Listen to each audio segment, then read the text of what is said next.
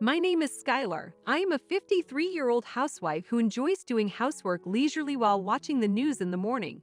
I was 38 when it all began. I was having a normal life with my husband Austin, but I began to feel uneasy about our marriage. When I spoke to him, all he said was, "Oh yeah." As a result, I felt he was weirdly overpowering or indifferent to me. When I tried to continue the chat, he said I was occupied. He shut me off. I was treated rudely or unkindly. He wasn't always like this, but he was more talkative. He made jokes and attempted to make me laugh whenever he had the chance. I had no idea what triggered his shift. It was so abrupt that I assumed I'd done something wrong, but nothing came to mind. Then one day, I noticed a little smudge of lipstick on the back of the shirt he had left me to wash. He was wearing it the day he announced he had to work late. His office was predominantly male. I didn't think there was a guy coworker who wore lipstick and leaned on his back. If there was, it was terrifying to think about. Perhaps it was a woman. The concept naturally occurred to me, but a single trace of lipstick was insufficient evidence. He may claim that someone stumbled and ran into him, or any other excuse. I assumed I'd have to wait and get additional evidence. I carefully examined his conduct to determine if anything was unusual. Ironically, just by becoming more alert, I discovered a plethora of evidence of cheating. He frequently needed to use the restroom around 2 a.m. while we were sleeping. I never suspected it before, but he appeared to be on the phone with a woman at the time. I once noticed lengthy hair growing out of the inside of his suit.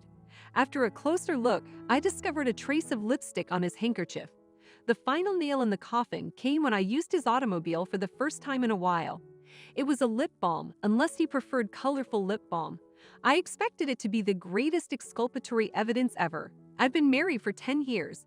I was frustrated that I had lost him to some random woman, as well as depressed because I did not want to be alone. My feelings for him began to flow out. I pondered if it was really impossible to start over. Is there anything I could do to get him to come back to me?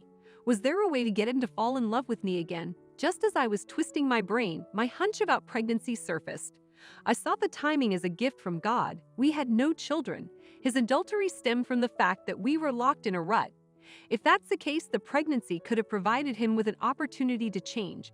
I told him the news with hope. However, he responded, "No way, give me a break. What a pain. Let us divorce." I could not believe my ears. Upon reflection, I realized I was overly optimistic. It was rare for a cheating spouse to suddenly change his ways and become true to his wife. It only occurred in movies. Despite this, I believe we still had a shot. We'd known each other for a long time.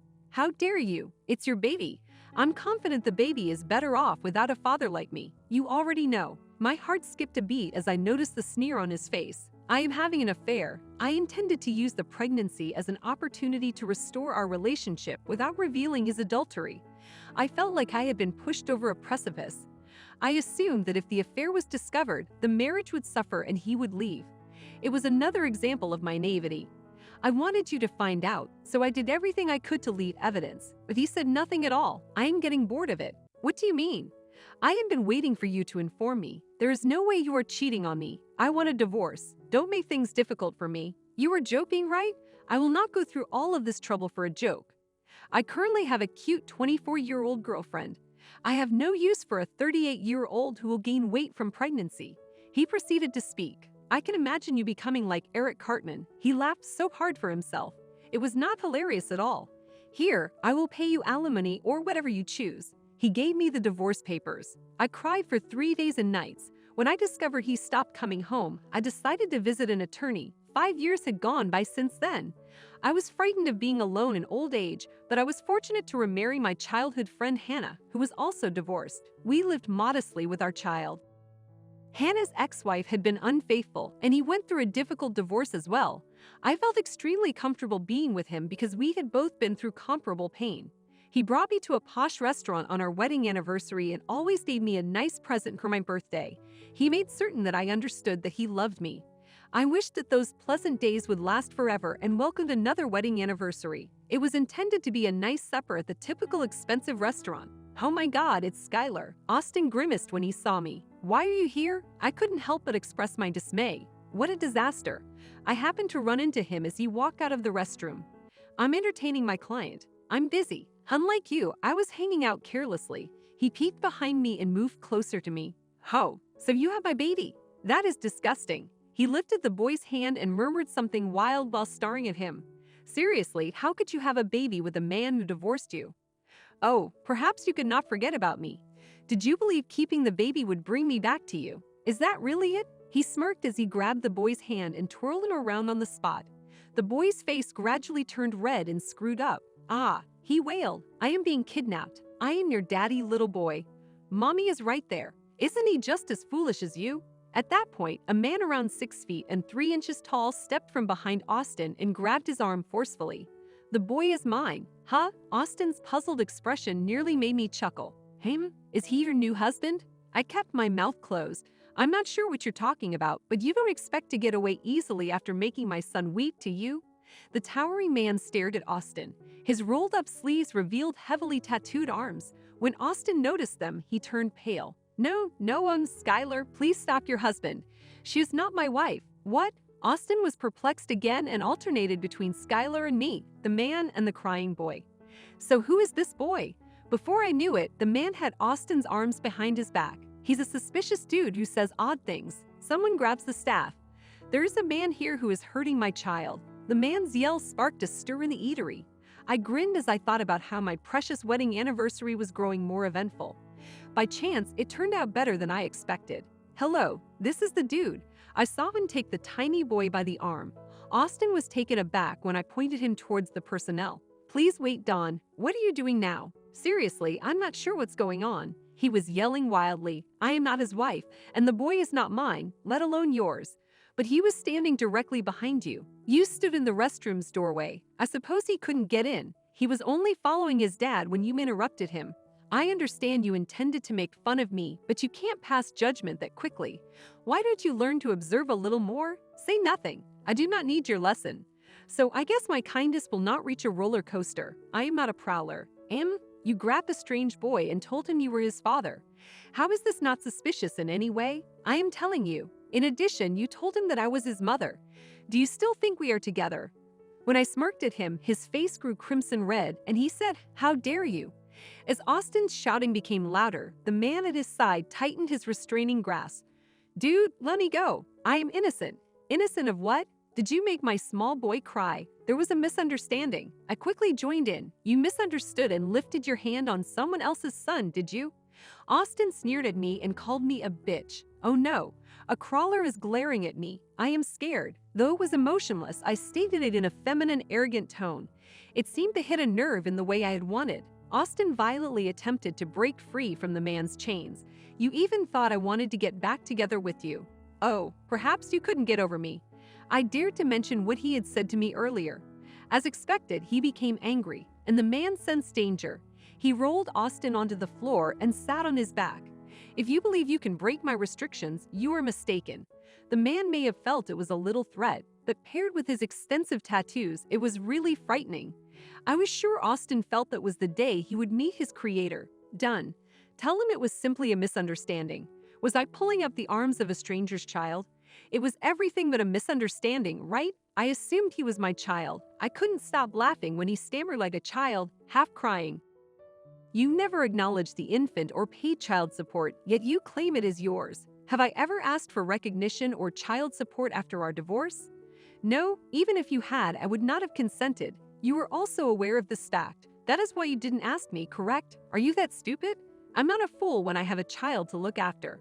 I am going to track you down until you pay. So why didn't you? The pregnancy test was incorrect. When I went to the doctor, I found out I wasn't pregnant. It helped me sign the divorce papers. I cried a lot during the 3 days when the divorce was mentioned and he stopped coming home. I knew I couldn't go through the divorce with our baby in such an unclear state, so I went to an obstetrician, even if we ended up divorced. Alimony, child support, and future living expenditures were all in my mind, and I needed to figure them out. If the child would benefit more from staying married, I was willing to put up with it. The doctor found no signs of pregnancy, but rather a tumor in my ovary. When I was admitted for surgery, I shared a hospital room with my current husband's mother. I'd known him since we were kids, so I knew his parents too. When he came to see her, we grew closer again. At one point, I believed that my pregnancy was a divine blessing that might save my marriage. On the contrary, it introduced me to a companion who informed me that leaving Austin was the proper move. I was also able to identify the condition early. Despite having one of my ovaries removed, I bore a child with him. It may have appeared to be putting salt to the test, but it was actually brimming with good fortune. When I finished telling Austin everything, he grew pale and mumbled, "No way, my girlfriend dumped me." Needless to say, I laughed at him. I didn't think young girls wanted to deal with a middle-aged man who was only getting older. At that moment, police officers arrived. It appears that the staff had called them. Austin received a severe warning from the cops. The mistake was resolved, and he truly apologized to the boy's family. The issue was resolved without any criminal charges being filed against him. The police seemed to worry him so much that he changed his attitude. I also received an apology from him. He didn't know where I lived, so he went to my parents to express his regrets. He apparently realized he had made a mistake by leaving me in the worst conceivable way. Nobody wanted to be with him because he was getting older and had lost his fiancée. The entire event broke him down, and he felt lonely with no one to console him. I didn't care whether he apologized. I continued to ignore him. I'd never thought about him without running into him there. Hannah realized that I had been gone for a while and came to check on me that day. He thought that might be my only chance to get back to Austin. He dared to observe the scenario from the shadows. Of course, I'd jump out if anything happened, but the man holding him down was so powerful. He claimed to have attended a New Zealand school and served as a rugby captain. Wow, there was no room for me then. He was quite intimidating. I thought he was a Hells Angels member. He began chuckling, which made me chuckle too.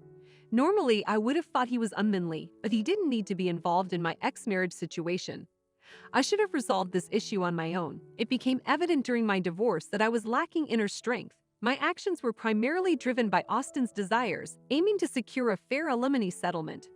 I understood that real life often diverged from the scripted narratives of movies. I had no clue how to request a substantial amount, and my ability to resist had waned. Eventually, I mustered the unwavering determination to assert myself with Austin.